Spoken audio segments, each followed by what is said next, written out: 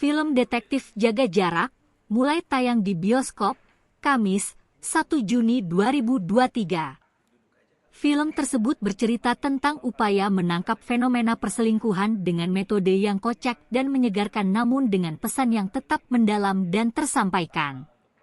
Film yang disutradarai Rahabi Mandra ini hasil kolaborasi dari rumah produksi Seven Sunday Films dan Temata Studios, di mana film dibintangi Markino Leo, Bima Sena, Hana Malasan, Givina Lukita, Debbie Sahartian, Unang Bagito.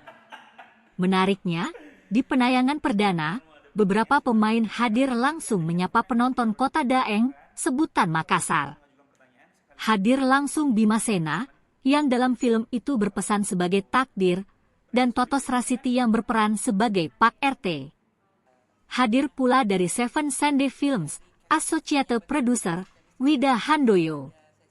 Makassar kota pertama kita datangi, semoga penonton di Makassar banyak, kata Wida, saat konferensi pers di Hotel Santika Makassar, Kamis, 1 Juni 2023. Film ini tayang perdana di Makassar di 21 Panakukang, 21 Emtos, dan 21 Nipah.